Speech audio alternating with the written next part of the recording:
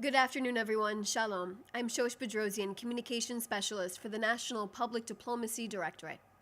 I will take a few questions after a couple of very brief points to share with you today. Just make sure you put your questions in the name of this chat with your outlet and your name.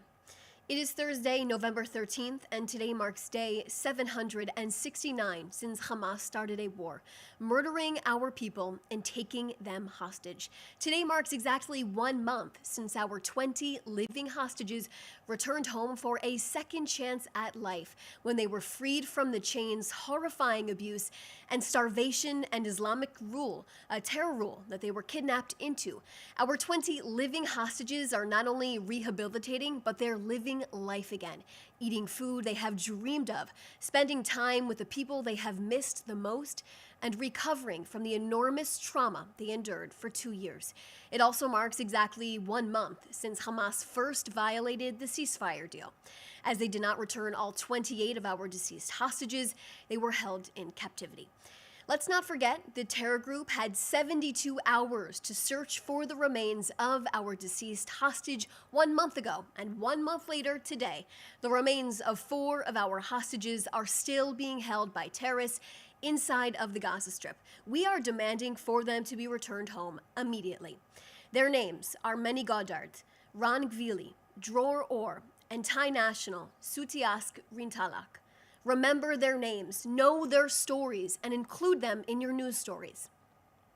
The Prime Minister reminds everyone at all times in the Knesset, at the United Nations, in Congress, and in the White House, in media interviews, and during his meetings in his office, that our hostages are still there in Gaza, and we will not stop until each and every one of them is brought home. There are media reports claiming right now that Hamas and Islamic Jihad are preparing to return the body of one of our 4 hostages later this evening. I can share with you that Israel has not received any official notification of this yet, but we are prepared 24/7 to receive the remains of our hostages. We will know only it is one of our hostages' remains once it is transferred to the Forensic Institute and is confirmed with proper identification. Israel is continuing to enforce the ceasefire agreement against Hamas terrorists every single day. On Wednesday, a terrorist was identified crossing the yellow line near Khan Yunis and approaching our IDF forces. Following the identification, our IDF soldiers eliminated the terrorist as it posed an immediate threat to our soldiers. Additionally, on Wednesday, while IDF troops were operating in the area of Rafah to dismantle underground terror infrastructure, all in accordance with the ceasefire, they identified 4 armed terrorists on the eastern side of the yellow line within Israeli operational control. Our forces acted and struck and eliminated 3 of the armed terrorists. Prime Minister Netanyahu has made it abundantly clear Israel will work to defend all of its borders and will do so independently to protect our nation from any threat. Prime Minister Netanyahu will make independent decisions for this country for all of its citizens. And Kogat announced today that about 250 Gazans in need of medical treatment and their caregivers and Gazans with dual citizenship exited Gaza on Wednesday through the Kerem Shalom crossing to the Allenby Bridge crossing and the Ramon Airport. Also, the Zikim crossing is now open for the entry of humanitarian aid trucks into the Gaza Strip. And the aid will be transferred by the United Nations and international organizations following thorough security inspections by the Land Crossings Authority of the Ministry of Defense. Hundreds of trucks carrying food, water, fuel, gas, medicines, medical equipment, tents, and shelter supplies continues to enter the Gaza Strip every single day in coordination with the UN, international organizations, donor countries, and the private sector. I'll now take a few questions.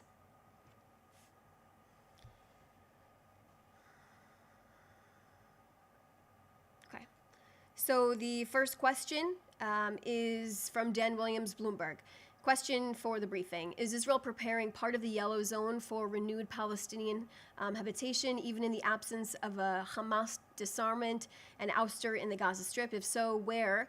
for how many civilians and with what end date. So Israel will maintain overall security control of the Gaza Strip.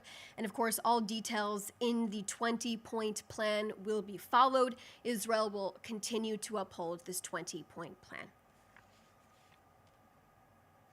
Alexander Cornwell from Reuters. All right, this is a very lengthy question. U.S. Secretary of State last night expressed concern about the recent wave of settler violence in the West Bank. Overnight, Chief of Staff Eyal Zamir condemned recent settler attacks, according to Israeli police. 3 of the 4 individuals were arrested on Tuesday. Does the government unequivocally condemn acts of violence committed by Israeli citizens against Palestinians in the West Bank? So let me tell you this on Judea and Samaria. Any incidents of lawlessness are dealt with to the full extent of the law. The IDF operates under strict ethical guidelines and international law in Judea and Samaria.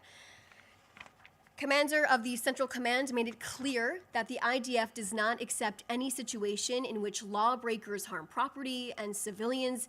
Jewish communities are under attack, and they are oftentimes conveniently overlooked in the media.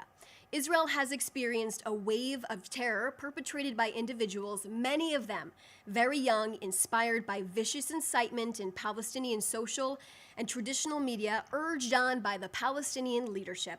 The Palestinian Authority systematically rewards people for attacking and terrorizing Jews, and the more serious the offenses, the more money they receive.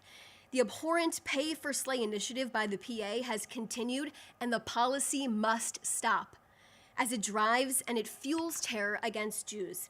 Now, as part of the ceasefire, Israel released 250 Palestinian terrorists serving life sentences.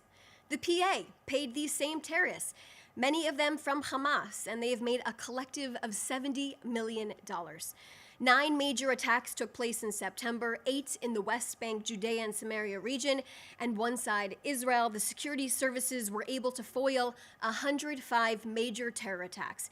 9 people were killed and 24 injured in the September terror attacks. I'd also like to point to you more information on the ground. When it comes to terrorism from Judea and Samaria, I can tell you that Israel's policy is that there will be no safe haven for terrorists in Judea and Samaria. The IDF and our security services continue to operate vigorously to foil terror attack activity in the region, and we will reach anyone who harms the state of Israel and its citizens and our soldiers. The terrorism against Israeli citizens is the result of ongoing incitement directed by Iran and Hamas, encouraging attacks against civilians and their murder and attempting to ignite additional arenas. Let's also bring everyone up to speed about the events of today that came out. Let's talk about the reality. Shin Bet and IDF announced today with the Israeli police that they dismantled a Hamas terrorist stronghold where terrorists operated in the Bethlehem area, planning to carry out shooting attacks against security forces and Israeli civilians. More than 50 terrorists were apprehended in 15 different operations that took place. One of the terrorist cells was in advanced stages of operational readiness, preparing to carry out attacks within the immediate time frame. Now, thwarting this type of terrorism prevented significant terror attacks from happening, which could have had a devastating toll on our soldiers and our citizens.